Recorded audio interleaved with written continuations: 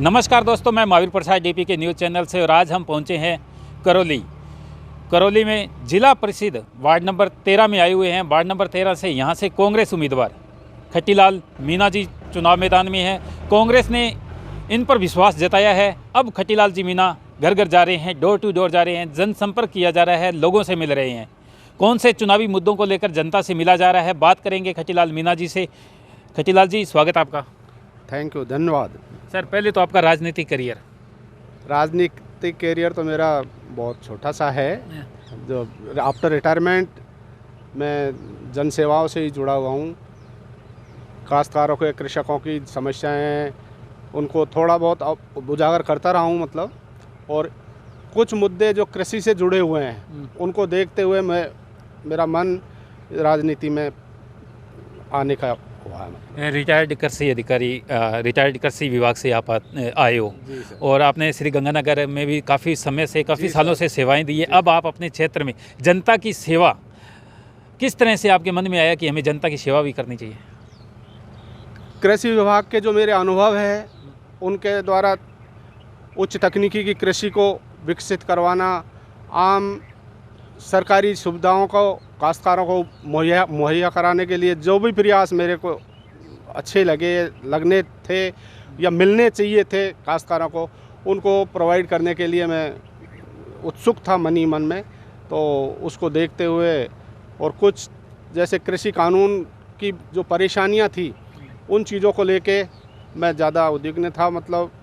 जो समस्याएं आनी थी उनको काश्तकारों से मैंने अवगत भी कराया और काश्तकारों ने इसी बात को ध्यान रखते हुए मेरे लिए प्रयास करके और मेरे को टिकट उपलब्ध करवाया। बात करें, आप जिला परिषद वार्ड नंबर 13 से चुनाव लड़ रहे हो और काफ़ी लंबा क्षेत्र है और क्षेत्र में अब आप जा रहे हो, तो सबसे बड़ी समस्या कौन सी है?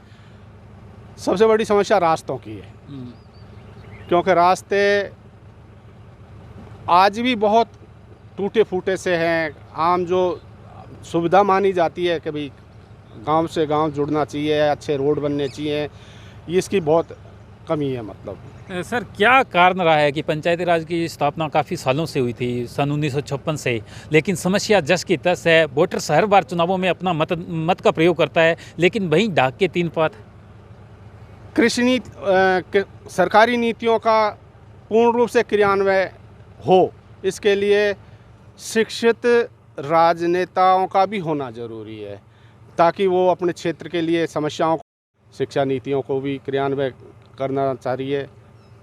और बिजली, पानी, ये आम सुविधाएं हैं जिनमें इम्प्रूवमेंट की ज़रूरत है। अच्छा सर, वार्ड नंबर 13 में बात करें, युवा वर्ग की बात करें, युवा वर्ग जो नशे की गर्त में जा रहा है, पुलिस प्रशासन भी कार्रवाई करता है, लेकिन फिर भी युवा नशे की गर्त में।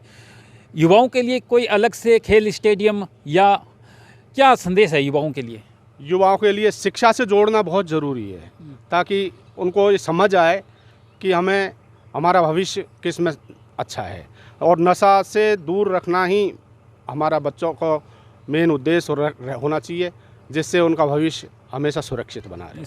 स्पोटरा विधानसभा में अगर खेल स्टेडियम की बात करें तो खेल स्टेडियम भी नहीं है। खेल स्टेडियम नहीं है, खेल स्टेडियम बनना चाहिए, ताकि उससे आपसी सौहार्द रहे, बच्चों में शारीरिक विकास हो और बहुत सारी सुविधाएं उनसे जुड़ती है, बहुत सारे विकास उनसे जुड़ा हुआ रहता है, क्योंकि खेल भी जीवन का एक अभिन्न अंग है जिससे विकास संभव है।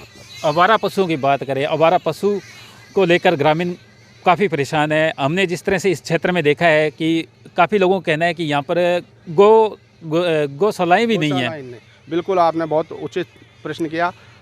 गौशालाओं का होना बहुत ज़रूरी है, क्योंकि आवारा पशुओं के आज गायों की दुर्दशा है उसके कारण, लेकिन सरकार का इसमें कोई विशेष व्यवस्थाएं नहीं की गई है कि गौशालाओं का विकास किया जाए, उनके लिए कोई बजट दिया जाए, और इस वजह से आम काश्तकार त्रस्त रहता है, खेती में नुकसान होता है, पशुधन को परेशानी है, क्योंकि उसका डांग क्षेत्र होते हुए भी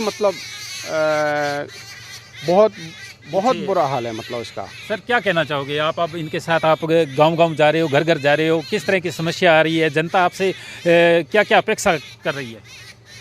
सर, जनता अपेक्षा तो काफ़ी रख रही है और चुनाव होते भी अपेक्षाओं के लिए हैं।